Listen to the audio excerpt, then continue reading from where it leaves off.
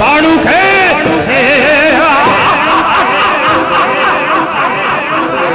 তবে শিবশালা গুরগিন খার চলার পথ হবে এবারে পরিষ্কারী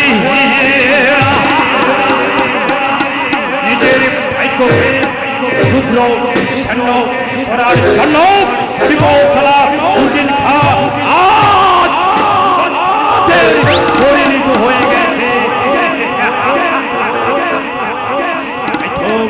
আমি শুধু চাই রক্ত আর রক্ত, আর সেই রক্তের মাঝে আমাকে আবুডুবুকে আমাকে আমার লক্ষ্যস্থানে পৌঁছাতে হবে।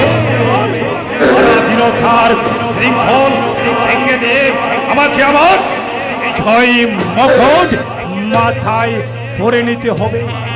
শাহজাদা জামাল, এখনই তোমার জীবনের চিনিবিনি খেলাগুলি আমি শেষ করে দিচ্ছি। আমার হাতের অস্ত্র দিয়ে আমি অমলে তোমার বুকে বসিয়ে দিয়ে আমার চলার পথ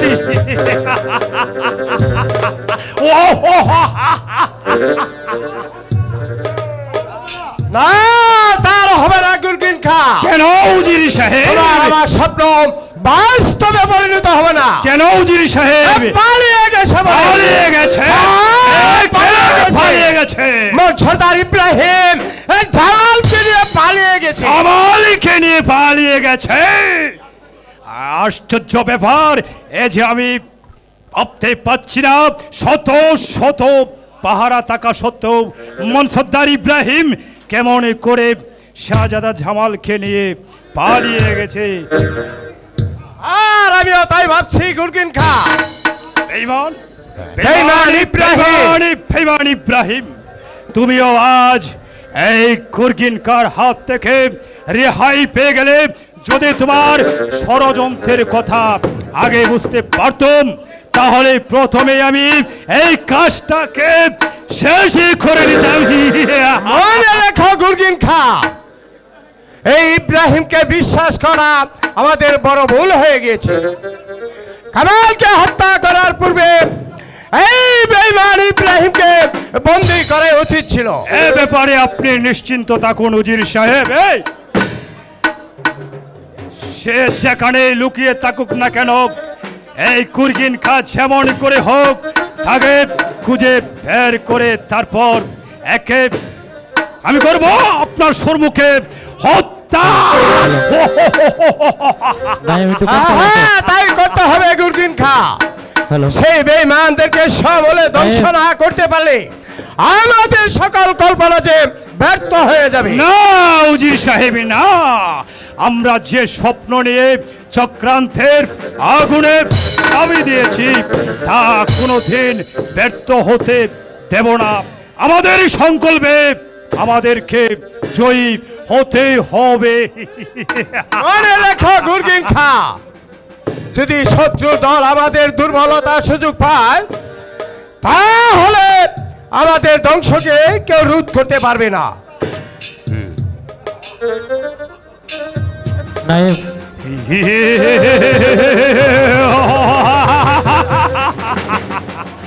অসম্ভব। এই শিবশালা গুরগিন খা যেমন করে হোক শয়তান দুদুরকে ধরে এনে আমি একে একে একে করব নির্মম ভাবে হত্যা। তার পারবেন না গুরগিন খা, যে চলে গেছে তাকে আর কোনোদিন ফিরে পাবেন না। তাই শাহজাদা জামাল জল্লাদের হাত থেকে মুক্ত। আপনি আমার কি বলতে চান বেগম সাহেবা? বলতে নয় গুরগিন খা, তোমাদের কাজে প্রতিবাদ করতে।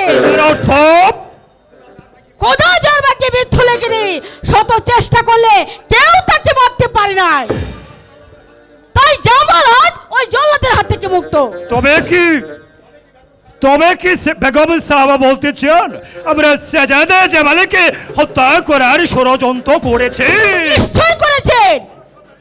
মনসবদার ইব্রাহিম সাহায্য না করলে আমার জামালকে আজ চিরদিনের জন্য হারাতে হতো। বেগম সাহেবা চুপ করো বেঈমান, তোমাদেরকে এই পাপ বুকে আমাকে বেগম সাহেব বলে সম্বোধন করবে না। তোমাদেরকে আজ আমি হারে হারে চিনে ফেলেছি, তাই তো ভাবছি তোমাদের বেঈমানের কি শাস্তি হতে পারে। আমাদের শাস্তি দেবে বেগম সাহেব। তোমাদের অন্নদাত্রী বেগম হোসনা বানো। অসম্ভব।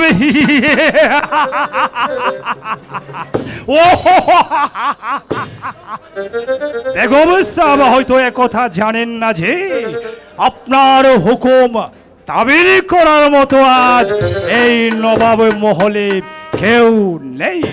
নবাব মহলের সবাই আজ আমাদের অনুগত। তাই যদি আপনার ভাগ্যকে শুভ্র শ্যামল রাখতে চান তাহলে আমাদের অনুগত ভাবে এই নবাব মহলে থাকতে হবে, নইলে আপনার স্থান হবে ওই অন্ধকার কক্ষে। আমার বেতনমুক্ত কর্মচারী হয়ে তুমি আমাকে বন্দী করতে চাও? এত বড় স্পর্ধা তোমাদের! দেখি দেখি কে তোমাদেরকে রক্ষা করে। কেউ নেই।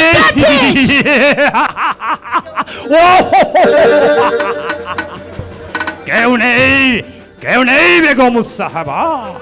আজকে আপনার ডাকে কেউ সাড়া দেবে না। এই দেখুন কার ঢাক কোথায় গিয়ে পৌঁছা। কোথায় তুর্কি খা? আদেশ করেন জাহাপনা। বেগম সাহাবাকে বন্দি করে নিয়ে যাও ওই অন্ধকার কারা কক্ষে। আমি তাই করছি জনাব, আমি তাই করছি জনাব। বন্দি করো ওকে। বন্দি করো বেগম সাহাবা হোসনা বানুকে। ও খোদা, যারা আমার চাকর ছিল আজ তাদের হাতে আমি বন্দি। তুমি তুমি এই শয়তানদেরকে বিচার করো খোদা, বিচার করো। বিচার?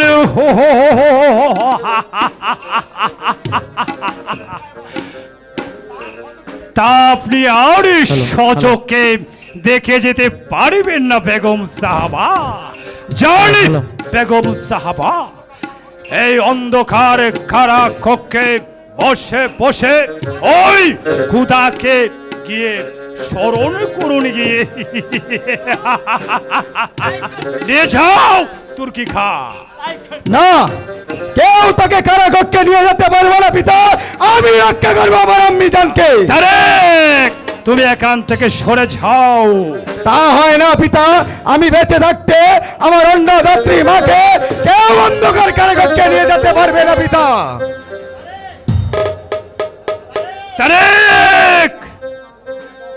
তুমি ফিরে যাও বাবা, তুমি ফিরে যাও। ওই জল্লাদের হাত থেকে তুমি আমাকে রক্ষা করতে পারবে না বাবা। নিশ্চয়ই পারবো আম্মি জান। এতদিন আপনার প্রতিপালিত হয়ে এতটুকু বড় হয়েছি, জীবনের বিনিময়ে আপনাকে আমি মা বলে জেনে এসেছি। তাই আজ আমি সন্তান হয়ে একটা জল্লাদের হাতে কিছুতেই তুলে দিতে পারবো না আম্মি জান। তবু আমি বেঁচে থাকতে একটা জল্লাদের হাতে তুলে দিতে পারবো না আম্মি জান। এখনো বলছি তুমি এখান থেকে চলে যাও, নইলে এর শাস্তি তোমাকেও ভোগ করতে হবে। আর আমি আপনাকে বলছি পিতা, বেগম সাহাবাকে মুক্তি দিন, নইলে এর প্রতিফল আপনাকে ভোগ করতে হবে পিতা। তাহলে কি তুমি পুত্র হয়ে পিতার বিরুদ্ধে যুদ্ধ করতে চাও? প্রয়োজন হলে আমি তাই করবো পিতা, তবু আমি অন্যায় কোনদিন বরদাস্ত করবো না পিতা। যাবে না? কেমন না, আমি আম্মি জানকে না নিয়ে আমি এখান থেকে কিছুতেই যাব না। চলে আসুন আম্মি জান। আপনি হোক সাবধান হন পিতা, নইলে আমার হাতের অস্ত্র দ্বারা আপনার অমূল্য বক্ষবর্তী করবে পিতা। এত বড় সাহস! আই তোমায় নিব হারাম বেঈমান। হ্যাঁ হ্যাঁ হ্যাঁ পিতা, এই কসাই পিতার সাথে যুদ্ধ করতে আমিও প্রস্তুত পিতা।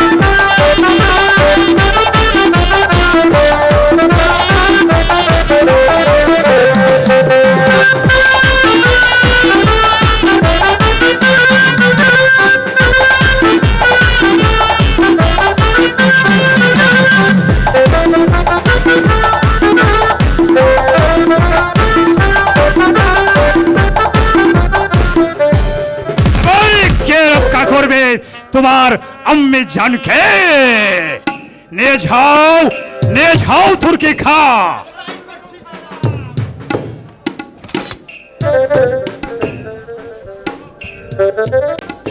শোনো শোনো গুরগিনকা, আজ তুমি সত্যের রূপে যে আগুনে ঝাঁপ দিয়েছো, তুমি তোমার জ্বালানো অগ্নিকুণ্ডে তোমাকে জ্বলে পুড়ে মরতে হবে, জ্বলে পুড়ে মরতে হবে।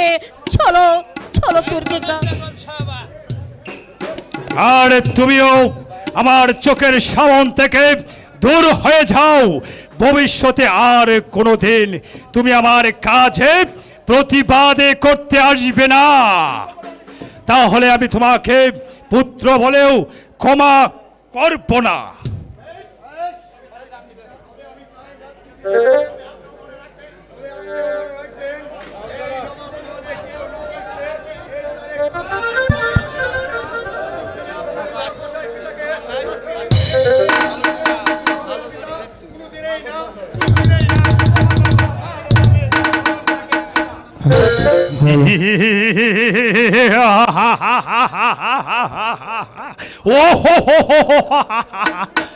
আর তুমিও জেনে রেখো পুত্র, বেশি বাড়াবাড়ি করলে আমি তোমাকে পুত্র বলেও ক্ষমা করব না।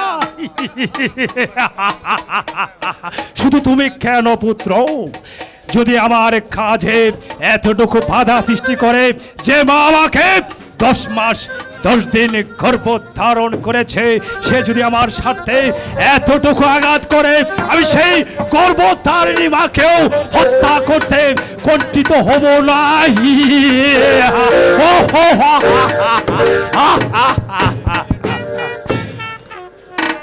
বিশ্রাম দাও। কি করব জামাল, এটা যে আমাদের ভাগ্যের পরিহাস, নইলে নবাব পুত্র হয়ে আজ এই বনে বনে ঘুরবো কেন? ইব্রাহিম ভাই, বলো জামাল, তুমি কি বলতে চাও? বড্ড জল পিপাসা পেয়েছে, আমাকে একটু জল এনে দাও, নইলে যে আমি তৃষ্ণায় একেবারে মরে যাব। ও খোদা, এই বনের মাঝে আমি জলে কোথায় পাবো? আর কার কাছে কি বলবো যে আমাকে কি মুঠা জল দাও? যাও না ইব্রাহিম ভাই, আমি যে আর কথা বলতে পারছি না। ঠিক আছে জামাল, তুমি এই তরোয়াল খানা নিয়ে এখানে একটু বসো, আর আমি দেখি জল কোথায় পাওয়া যায় কিনা। দেরি করো না ইব্রাহিম ভাই, সন্ধ্যা যে প্রায় ঘুরে এলো। ভয় নেই জামাল, আমি এখনই ফিরে আসবো, দেখি জল কোথায় পাওয়া যায় কিনা।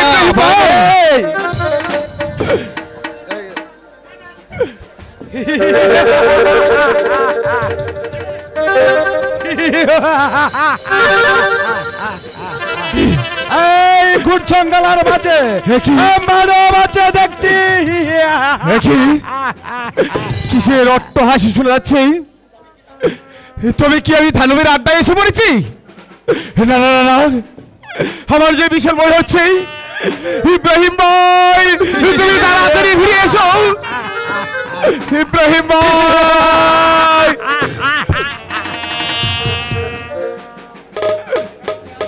এখানে কে আছিস?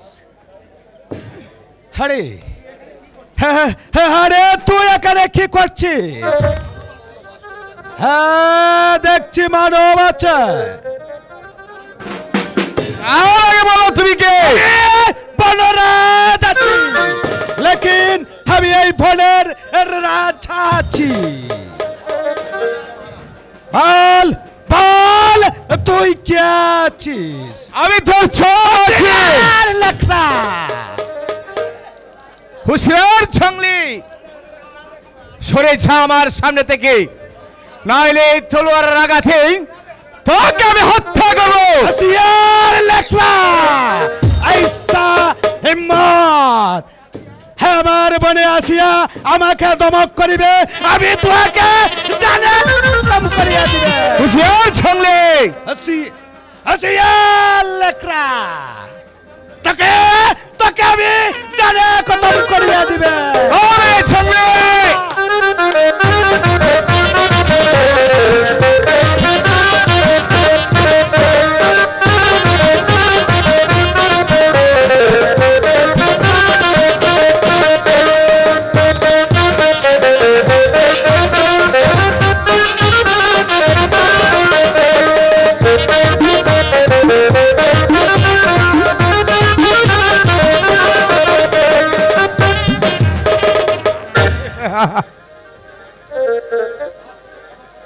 আজ তোকে ক্ষমা করলাম, যা এখান থেকে দূর হয়ে যা।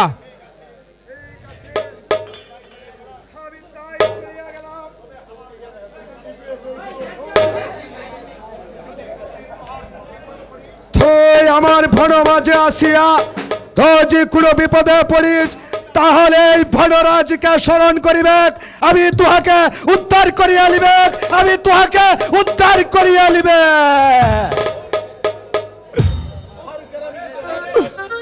ও খুদা, হারি কত দুঃখ তুমি আমাকে দিবে, আমি জানি সইতে পারছি না। তৃষ্ণায় আমার বুকটা ফেটে যাচ্ছে, তুমি আমাকে রক্ষা করো খুদা, তুমি আমাকে রক্ষা করো, দয়া করো,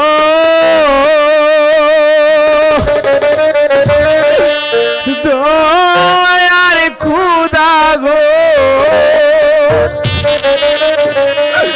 দয়া করো, ভুলে গো প্রাণের খুদা, খুদা গো আমার।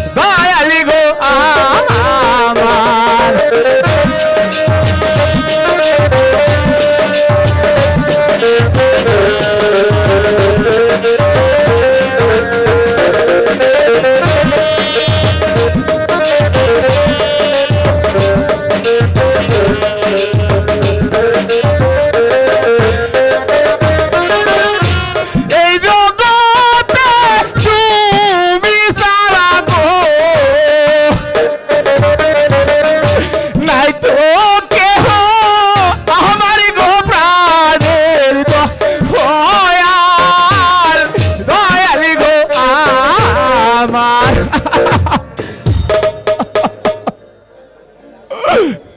হুম কালী জয় শিবা শম্ভু, জয় শিবা শম্ভু। একই একই রাস্তার ধারে অজ্ঞান পরে পড়ে আছে, দেখি গিয়ে গায়ে ভাত দিয়া। ইস, শরীরটা যে জলে পড়ে যাচ্ছে। হুম কালী জয় শিব শম্ভু, হুম কালী জয় শিব শম্ভু।